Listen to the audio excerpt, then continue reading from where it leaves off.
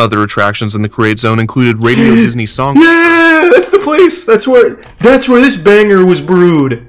Let's party, party, party tonight. That came from the Songmaker booths there. They should have named one of them after me for the fire I created in this laboratory.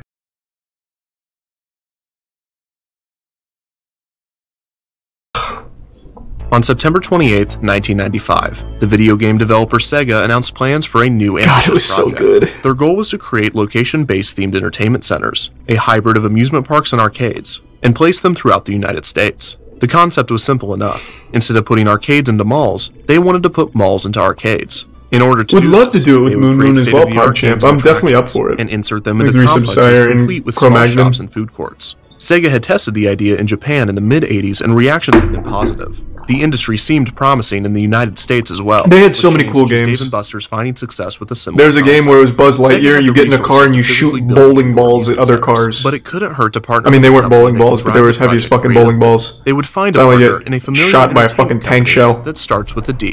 That's right, DreamWorks. Sega and DreamWorks announced their partnership to create a chain of indoor amusement centers named GameWorks, with filmmaker Steven Spielberg providing significant creative input. GameWorks would grow over the next 2 decades, opening over 30 locations both in the United States and around the world. The chain sounds a lot like another venture attempted by an even larger creative force. The Walt Disney Company and its subsidiary, Disney Regional Entertainment, would develop an indoor entertainment center for families named DisneyQuest that would debut in 1998. However, Disney Regional Entertainment was not even created until over a year after the GameWorks announcement. So did Disney copy the idea? It's certainly not the first time. Yeah, fuck yeah, they did. Under the it's Disney. CEO Michael Eisner. They'll steal shit. Who gives a fuck? Why? Out of all of the entertainment concepts that's what they do, baby. Up in the 90s, why GameWorks? Most of the locations and attractions that Eisner imitated pose a direct threat to the amount of tourists that would be visiting Disney's parks. The birthplace of Let's Party, Party, Party Tonight. Yes. The locations hadn't even been announced. Fuck so why expand into an emerging... I still have that. Hold on. This is one of my prized treasures. Oh yeah! This is where it all began. The humble beginnings of Charles's music career, DisneyQuest. Let's party, party, party tonight. Oh, it's so good. Buy 6 pounds of chocolate, we're gonna lose control. Yes, sir, and lose control we did. That place is fucking buried now. Play it? I don't have a CD player. I mean, I made a video with it. I can just play the excerpt, I guess. The song is a banger. Like, this is a song that you'll be singing all night. The title here. Let's party, party. Oh yeah. This song slaps. This song fucking slaps so hard. Woo! So at DisneyQuest you could make your own songs, and this is what I came up with. Let's go out for some sushi. Thanks to give sub Jerry, and the resub Cropin, and Fizzy. Let me give sub Terex. And a DJ too!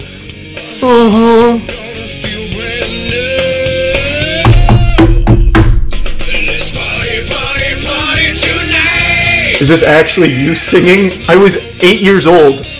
Yes, it was me singing.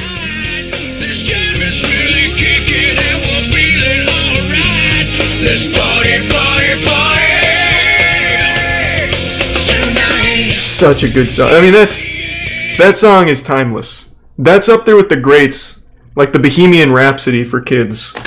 God, what a good song. Thank you, DisneyQuest. Take on a company that has more experience and resources in that field. That risk does not seem to make sense from a business perspective, but it makes perfect sense if you look at it from a completely different angle. Who founded GameWorks? Sega and DreamWorks. Who founded DreamWorks? No, obviously, stop fucking me singing. Christ, it was a phonetic alphabet. They had, like, some chain-smoking dude who could hit a few notes that would be like a stock sound you pick, and then you tell him what to say off of some sentences that you'd choose from. Obviously, it's not fucking me singing. I was 8 years old. Literally 8 years old. But there was something bigger going on here. Eisner was spiraling, and he was taking the Walt Disney Company down with him. Thanks, resub Matthew. And the bits Los.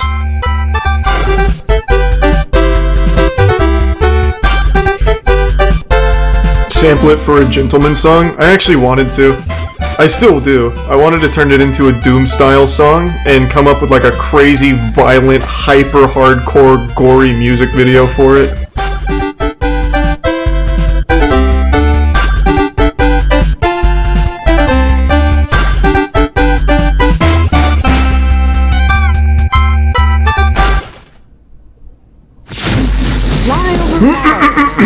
Take a trek through a prehistoric jungle. Yeah, it's something we're still probably gonna do. A house that has not yet been built. Would hopefully be a collab project with the Browning. The guy behind the Browning is such a good guy. I'd like to, we're planning a collab at some point. You're gone, John. Your history.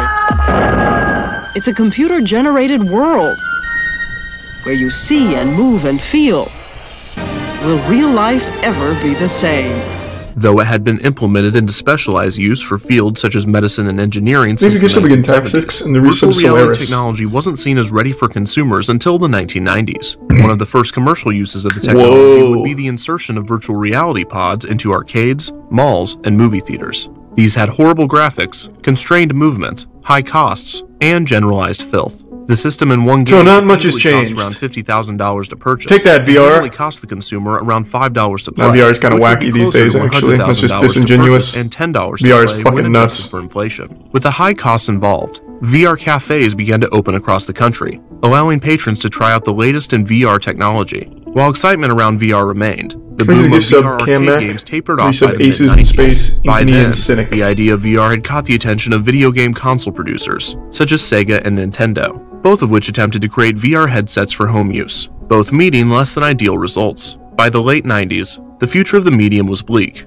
but GameWorks, and therefore Disney, saw potential. And there was a lot of VR games at DisneyQuest. Would be the main attractions of by that I mean three. Complexes. There were three. On June 20th, 1995, Disney announced that the Walt Disney World Resort Shopping District, the Disney Village Marketplace, would receive a major renovation. In September of 1997, it would be renamed to Downtown Disney. In its 20-year existence, the marketplace had already undergone a few major expansions. The most notable of these was the addition of Pleasure Island, an elaborate-themed nightclub district that debuted in 1989. This divided the complex in two. Downtown Disney was really cool. It's called Disney Springs now. These two sections saw their theming slightly adjusted in order to fit the Downtown Disney renovation, and a new area, named Downtown Disney West Side, opened as well. This new section would include a Cirque du Soleil show, a Planet Hollywood, and a ginormous indoor theme park. DisneyQuest opened its doors on June 19th, 1998. There was little build-up to its debut, and the structure was nearly finished a year prior to its opening, with Disney refusing to confirm or release any information, not even announcing its official name until a few months before. The public and the press were confused on what exactly would be inside of the large building when it opened, and Disney Regional Entertainment seemed the most confused of all. The subsidiary's president, Art Levitt, acknowledged that the team was having a difficult time describing DisneyQuest. It was more than an arcade, but it wasn't really a theme park either. When questioned in the months leading up to its opening, Levitt and other executives referred to that game sucked ass. This game is dog shit. This was like the central focal point when you first enter DisneyQuest. On the first floor you'd come in, this is the first thing you'd see. It's like this dog shit ass fucking pinball hockey hybrid game that is just completely rigged.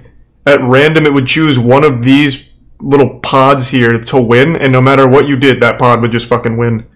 It's terrible. Active adventure, which means almost nothing if you think about it. Disney provided a few press releases and promotional material, but overall, the debut of Disney Regional Entertainment's flagship concept was surprisingly quiet. Still, in the summer of 1998, a large crowd gathered to enter DisneyQuest for the first time, not sure what to expect from the new experience. Please give some Jordy. Hello, I'm Michael Eisner. I'm here in the virtual reality studio where Disney Imagineers are creating a whole new world. Oh, yeah, they are. It's a beautiful world, too. Inside this headset actually allow you to step into the world of Aladdin on a magic carpet ride.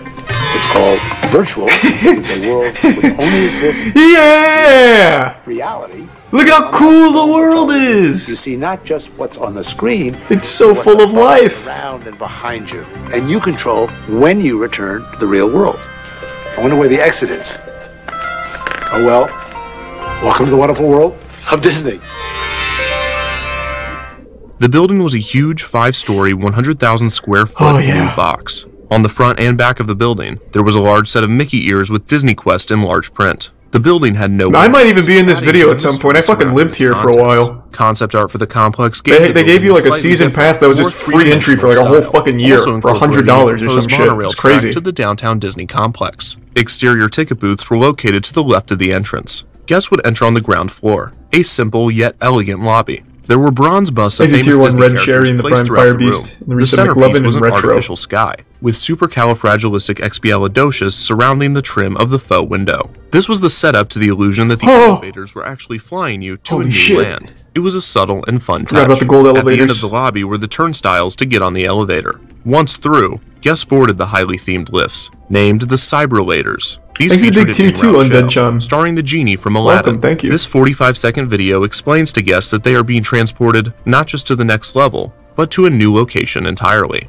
After this, the elevator doors opened, and guests entered DisneyQuest. Like the classic castle parks around the world, DisneyQuest was designed with a central hub, known as Ventureport. Upon entering the main area, guests could see a structure. I hope he goes through the majority of the rides. I remember, like the big rides, I remember most four of them. bridges, known as gateway branches, leading out to each themed zone. These were Replay Zone, Score Zone, Create Zone, and Explore Zone. The Replay Zone, located on floors 3, 4, and 5, featured Midway on the Moon, a classic arcade where guests could play this was the games most boring like Pac-Man, part. air hockey, skee-ball, and Yeah, Tron. kinda An sucks. attraction called Buzz Kinda Lightyear's sucks. Astro Blasters Banger. also resided in this area. Banger. This was much different than the Buzz Lightyear dark rides that can be found at Disney parks throughout the world. That is a Disney Park full-blown was an banger attraction alert that right there. combined bumper cars with dodgeball. Each vehicle contained 2 guests. One would drive the car, and the other would fire dodgeballs at the other vehicles. The next zone Those were was fucking Score cannonballs is Zone, what you were also located on firing. Floors 3, 4, and 5. Shit was the main game in nutty. this area was the Mighty Ducks Pinball Slam. Guests would stand on platforms and lean in different directions, controlling a sucked. virtual pinball on a large screen. Another game in the Score Zone was one of Disney's premier VR attractions, Ride the Comics. Guests would don large visors and hold motion-detecting sabers, swinging them violently as they fought. Oh yeah, now we're feeling it. There were multiple bays. Urgot was in this game as well, by the way. The last attraction in the Score Zone was Invasion, an extraterrestrial. Riot Games ripped off Ride the Comics. Urgot was the main villain in Ride the Comics. Hold on, let me see if I can still find the pictures.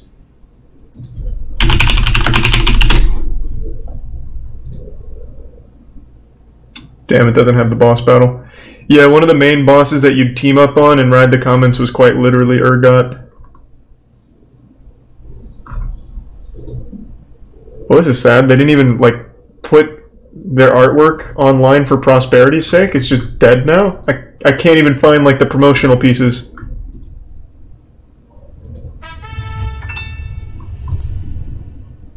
Well, I guess this is as close as we get.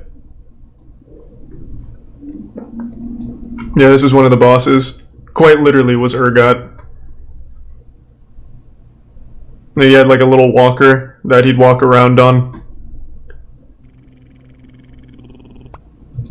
That's a fucking shame. Alien Encounter, an extension to the Magic Kingdom attraction that had opened 3 years prior. Is it 2 Invasion Substorm? continued the 3 world building Subgrande? that extraterrestrial Alien Encounter began. In the game's Makes story, it Tier 1 a space Clazen outpost Pickle. filled with American colonists is being invaded by alien monsters. In a moment of desperation, the President of the United States enlists the help of L.C. Clench, the chairman of Excess Tech, played once again by Jeffrey Jones. Fuck yeah. Video, Another Clench good one. describes his new military technology, the XS-5000, that requires a pilot and multiple gunmen to operate. After the pre-show, players would enter the XS-5000 and be teleported to the some planet, cat T-Dog in the Prime operating 2 Pasoka. joysticks. The gunman had the ability to shoot lasers or missiles, as well as capture colonists. Oh. The pilot would navigate the ship around and eventually back to the teleporter. This is so nostalgic, and also holy trigger shit. the ship to jump to get Holy out of shit. tough situations. The immersive experience used 3D graphics and a variety of... There's also a pilot as screens. well. During the One of your 4-minute friends game, pilots it. players would run into some familiar-looking monsters, with grotesque designs similar to those found in the Magic Kingdom attraction. The third themed zone was the Create Son Zone, of a bitch, located it's on the so 2nd good. floor. This area featured the Animation Academy,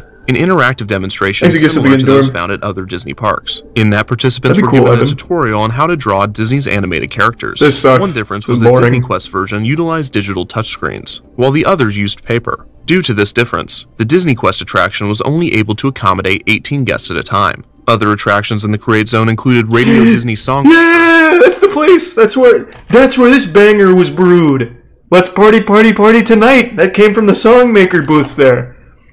They should have named one of them after me for the fire I created in this laboratory. It's almost fucking insulting that my name isn't on one of these booths. which allowed guests to create their own original song by mixing different styles, sounds, effects, lyrics, and more. Sid's Create-A-Toy, a Toy Story-inspired area that let guests combine different toy parts to create a new Wasn't horrible. And magic mirrors, This one which sucked. allowed guests to take a picture of themselves and manipulate it into a cartoon. It was just literally The most popular Photoshop. attraction in the Create Zone was Cyberspace Mountain. Cyberspace Mountain was a simulator ride in which guests could design their own roller coaster. So good. It began with a tutorial So presented good. by Bill Nye the Science Guy. Fucking explaining to Bill. riders how to properly construct their coaster. Cyberspace Mountain allowed guests to ride their creations in a simulator car capable of tilting, turning, and even flipping them. Oh, it was so A good. version of this concept would later appear in Disney parks as the Son Sun of of All a Thrills, bitch. a 2009 It was addition cool. to Innovations in Epcot. The last zone was the Explore Zone. But it was kind of Weenie Hut Jr. because if you made the ride too extreme, they wouldn't let you ride it. So if you did like 6 corkscrews back to back, they wouldn't let you ride it because the G-forces would kill, like actually kill you. Of operation. The Explore Zone had 3 large attractions that were technological marvels for their time.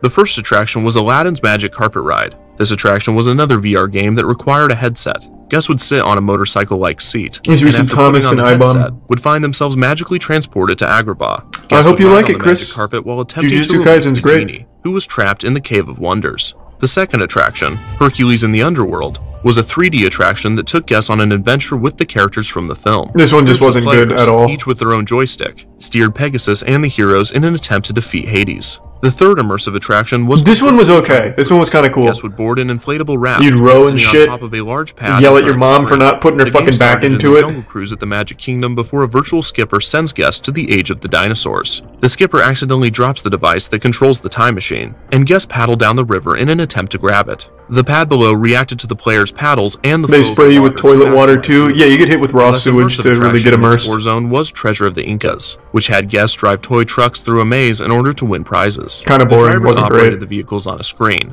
and a teammate that could see the top of the maze would yell directions at them. DisneyQuest also had a few restaurants that guests could eat at. These counter And they were good. Food Quest, the Wonderland They only like Cafe, sold French fries, and that was Cheesecake about it. Factory Express, a smaller scale Cheesecake Factory concept exclusive to DisneyQuest. Once guests had Thanks for explored some the apathy entire and complex, toast. they would walk down a spiral staircase and exit through the first floor gift shop. Despite the lack Very of hard to marketing, find shit like this now, DisneyQuest at Selden. Downtown Disney was a success, sucking tourists and shoppers through its shiny new gates. However, Disney Regional Entertainment was not surprised or impressed by the crowds it initially drew. After all, it was located within the Walt Disney World Resort, catering to a dedicated, if not captive, market. In fact, And it seems Charlie, that Levitt they and marketed Disney directly to Entertainment Charles. didn't view Disney Quest Orlando I loved as the it. chain's official debut. It was a mere test for the planned regional complexes, and the next Disney Quest to open would be given the fanfare one would expect from Disney. Hi, everybody. I'm Janet Davies. And I'm Jim Rose, and welcome to one of the most incredible places in Chicago this year.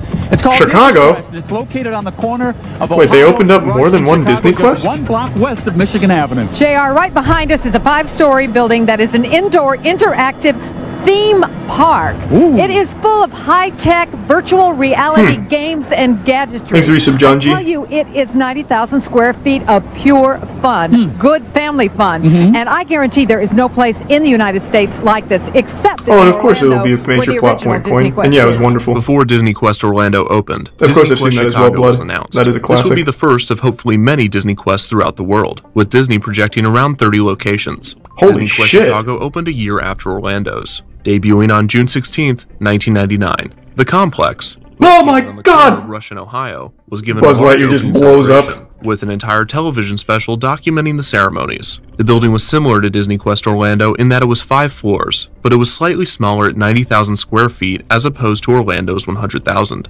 Having Disney Quest in Chicago was an ambitious step for Disney, but it was also a decision that made perfect sense. Chicago was the third most populated American city, and it was also the birthplace of Walt Disney. It was far enough away from both Orlando Who and cares if Anaheim Walt to was offer born Disney to there? an entirely new market. Who's gonna go? DreamWorks was His set kids? to open a location just outside of the city in the summer of 1999 as well, but that was probably just a coincidence. The main goal of Disney Quest Chicago was to become the Magic Kingdom There's a of the Prime Midwest. Lizard. Due to And the lack Bulba, of space the for the Chicago Submariner. location, some of the features and games were forced to have fewer stations, but the main layout and attractions remained the same. While many locals were excited to have a Disney theme park come to their backyard, experts and journalists were more skeptical. Apart from the criticism of the complex's cheesy architecture not fitting in with the surrounding area, True, they weren't very sure out of whether place. Disney would see a return on the investment. Interest in both GameWorks and DisneyQuest was dwindling fast. The ever-changing landscape of technology was diverting consumer focus to the internet and home consoles. And while the public was eager to experience both indoor amusement center concepts, the chances of locals becoming regulars was falling. Where are the gamers at? This meant that DisneyQuest Chicago would Let's have see some gamers, which did not bode well for a large-scale regional expansion. While critics lacked confidence in DisneyQuest, Disney had far too much. The head of attendance calculating at the Walt Disney Company estimated that around 3 million guests would visit DisneyQuest per year. However, this would have been nearly impossible, as proved by this quote from a 1999 article from the Chicago Tribune. The average length of stay is in the 2.5 to 3 hour range, so to cram in 3 million visitors a year while maintaining some crowd control, DisneyQuest would have to stay open about 17 hours a day. Shit, who did the math? Redditor? Full capacity. No, they killed DisneyQuest. No one had with learned math. anything from the opening of Club Disney, which learned nothing from the opening of Euro Disneyland. In late 1998, Disney had announced that a third DisneyQuest would be built in Philadelphia. Exit Tier 1 Siren, located on the popular Market Street as part of an ambitious development of the area. The city was thrilled to be chosen by Disney, and by the time of DisneyQuest Chicago's debut, the space was being cleared in preparation for construction and was set to open in the summer of 2000. However, production delays pushed the project back to the summer of 2002. In late 2000, both DisneyQuest Orlando and DisneyQuest Chicago received a brand new attraction. Hercules in the Underworld was replaced by Pirates of the Caribbean Battle. This was a much better version, which featured large screens surrounding a miniature pirate ship that guests This one was cool. Each player would have a physical cannon that would fire digital cannonballs at enemy ships. A more advanced version of the game's technology would later be used in Toy Story. Oh, I don't know what to tell you, Monkey. I'm sorry. Players would also encounter a serpent that looked very similar to the Lego model that opened at the Downtown Disney Lego store in 1997. Guests playing the game would have to defeat the Jolly Roger, which was not an easy task, and the majority of players would lose the game, with their boat sinking. Yeah, this game was hard as fuck. This was like the Dark Souls of dead VR games. Games were designed by Randy Posh, a virtual reality specialist and professor famous for his talk and book, The Last Lecture, which he produced before passing away in 2008. The new Pirates of the Caribbean game temporarily reinvigorated excitement in the Chicago location, which had already waned in its 18 months of operation. Luca and Prime Unfortunately, it was too late. DisneyQuest Chicago surprisingly did not live up to Disney's unrealistic expectations, and Disney announced that it would close the location on September 4th, 2001. What? The official reasoning was that the complex was simply not generating enough revenue for the company to justify it lasted a year and a half of downtown Chicago. Also, the complex was diverting a massive amount of time and money that Disney and the Imagineers could be spending on more promising and more profitable projects. On top of this, reviews of the Chicago location had not been stellar. The lines were long, the price of admission, $16 for 2.5 hours of games, was too expensive for many. And pretty good, to be fair. Magic that the theme parks could. The old magical Disney Quest. I mean, shit. But DisneyQuest Chicago, alone in the heart of a busy city, felt cold and corporate rather than warm and colorful. Along with the announcement that DisneyQuest Chicago would be closed, Disney Regional Entertainment announced that DisneyQuest Philadelphia would be scrapped. Disney essentially abandoned the prime real estate in the middle of construction, leaving only a large plot of dirt. Locals coined it Classic Disney Hole, and to this day, it has not been developed further than a paved parking lot. This, along with the closure of Chicago, slightly tarnished Disney's reputation in the Prime Spastic. Despite the cancellation of all future plans for DisneyQuest, Hope the bad times behind you soon, Orlando man. remained open, receiving little attention from the company and little to no updates. Apart from the closure of the Cave of Wonders slide and the addition of Pirates of the Caribbean Battle for Buccaneer Gold, the Treasure of the Incas interactive maze game would be closed after a few years of operation. Cell phone frequencies caused interference with the remote-controlled trucks, and on one occasion, one of the vehicles burst into flames. That's fucking awesome. Considering that this occurred in a building that had no windows and a main transportation system of a magic elevator. The space was eventually... It is a very magic elevator, though. They would get you out. The Magic Mirrors attraction closed in 2005 and was replaced with additional seating. And perhaps the most disappointing removal was the Cheesecake Factory Express around 2008. In 2011, the Cyberlator's screens were turned off, and they became just regular elevators. Yeah. A few years after this, to help promote the film Wreck-It Ralph, a large structure of the title character as well as multiple Fix-It Felix games were added to the complex.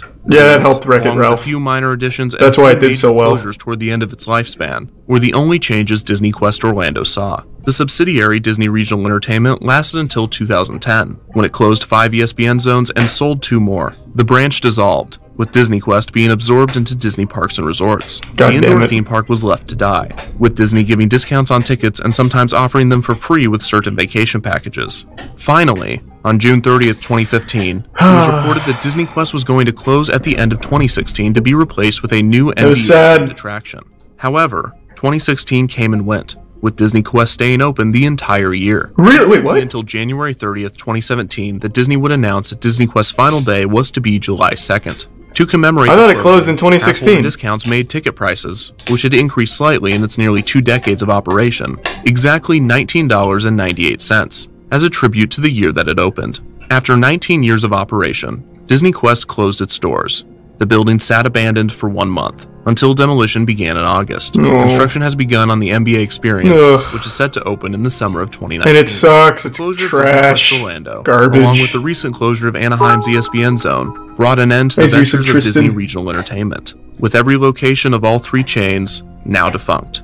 But what about Michael Eisner? That's an interesting idea. He seemed to be Peter. largely absent from the development and debut of DisneyQuest, unlike other projects, such as Euro Disneyland and Disney's America, where he was on the front lines promoting and explaining the new parks. He did endorse DisneyQuest in newspapers and a few television interviews, but it seemed to be Those less are of a typically more priority sad, G. and certainly not one of his passion projects. When the initial concept was pitched to him in the mid-90s, he told the Imagineers to, quote, "kill the project. Why should we go forward with it? So what if we can make money?" The exact reasoning for the strong reaction and what eventually changed his mind is hard to say. Maybe it was as selfish as the announcement of GameWorks, in his desire to take on his former partner and new rival. Maybe it was as innocent as the Imagineers strengthening the concept and presenting the promises of the new technology. Either way, the lack of attention on DisneyQuest was typical of Eisner's second era. 1994 was the watershed. Frank Wells' passing, Euro Disneyland's failure, the defeat in Virginia, and his own health issues had turned the ambitious, creative executive into an unfocused, fickle,